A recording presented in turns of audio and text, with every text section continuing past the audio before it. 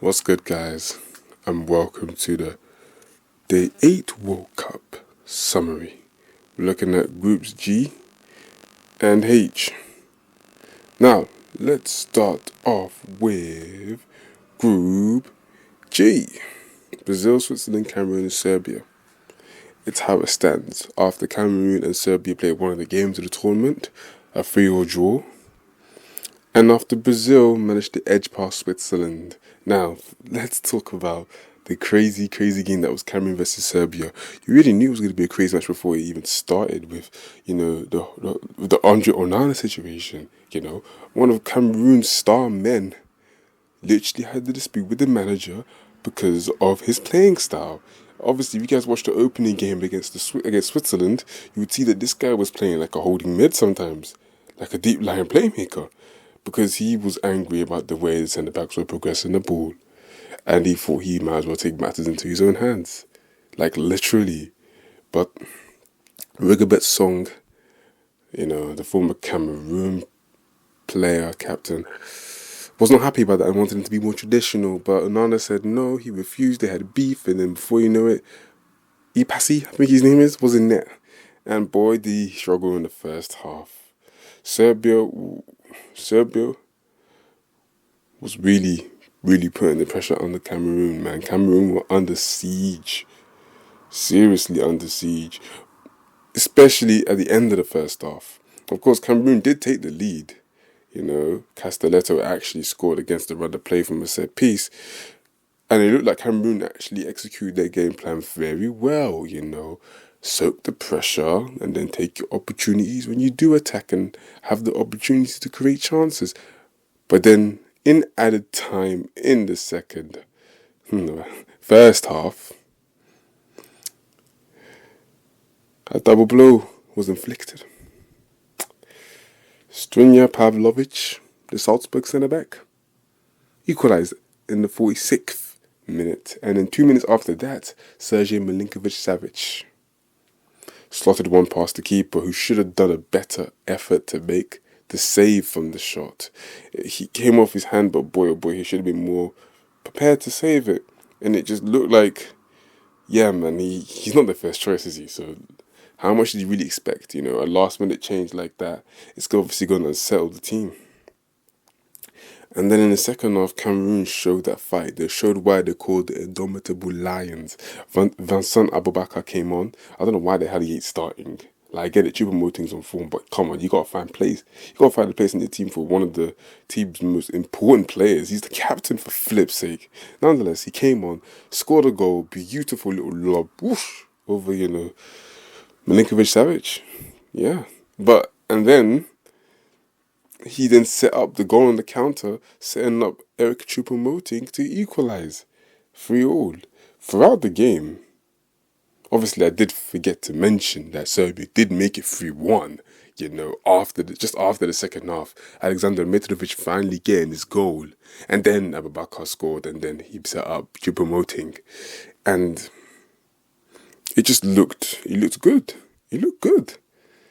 Like for Serbia, and then Barca turned it around, and the game ended up fizzling out a bit. Serbia created a couple more chances, but it wasn't able to take them, and they're gonna feel a little bit robbed because they felt like they had the share of the game, and yet wasn't able to make anything out of it. And as a result, Serbia is gonna have to fight for their position. They're gonna have to face Switzerland in a winner takes all battle. You would say so because of the fact that Brazil and Cameroon should end in the forlorn, inevitable result. But you'd never know in this World Cup. We thought the Saudi Arabia-Argentina game was a inevitable result, but it wasn't to be. We thought the England-USA game might have been an inevitable result, but it wasn't to be. The same for Japan, Costa Rica, after their performance against Germany in the opening game. Nonetheless, in the other game in the group, Brazil managed to edge past Switzerland. As we know, Switzerland is such an organised unit. Everyone knows what they're doing, everyone knows their job, their role, and how to perform it at the optimal level. Of course, the coach ain't the same.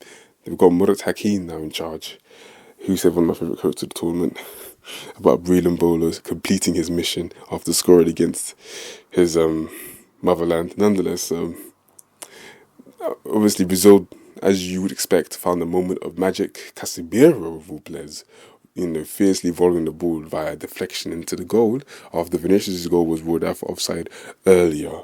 You could say that maybe Brazil deserved it because they were the more willing to try and score than Switzerland were, who were holding out for a draw. But yeah, as the group stands, Brazil have now qualified, and now it's up to the other three teams to try and join them. Now, moving on to Group H. Group H. Portugal, Uruguay, Korea, Ghana. Now, after experiencing the Cameroon-Serbia game, the game after that, Korea-Ghana, was an absolute epic. Another great game. Another team having the share of play, not taking advantage, and having the African team take advantage. That's what we do over here in Africa. Nonetheless, Ghana were 2-0 up despite basically just sitting back and soaking up pressure. A similar game plan to Cameroon, soak up the pressure, take your opportunities. One came from a set piece, one came from a delicious ball in. And obviously, Korea's defence was a bit too low, and that's why these balls coming in were so dangerous and so threatening to them. But obviously, Korea found a way, fought back 2 goals from their number 9. Son continued to be invisible. And then Mohamed Kudus, the scorer of the second goal, also scored the third goal. And, it feels like the Mohamed Kudus show right now when Ghana play. He was a vital part of their performance against Portugal, where they almost fought back. And, of course, he was a vital part in this game. He carries on like this, Ghana do have a fighting chance of making it. Against Uruguay, who are low in confidence after Portugal beat them 2-0, there's definitely a chance for them to really make some waves and get out the group. Because as for the Portugal-Uruguay game, whew, again, tightly contested game, evenly fought, but Portugal had that little bit extra quality. Obviously, Ronaldo tried to claim Bruno's goal. He didn't head the ball, but he acted like he did, put his hand up in the air like he's Alan Shearer.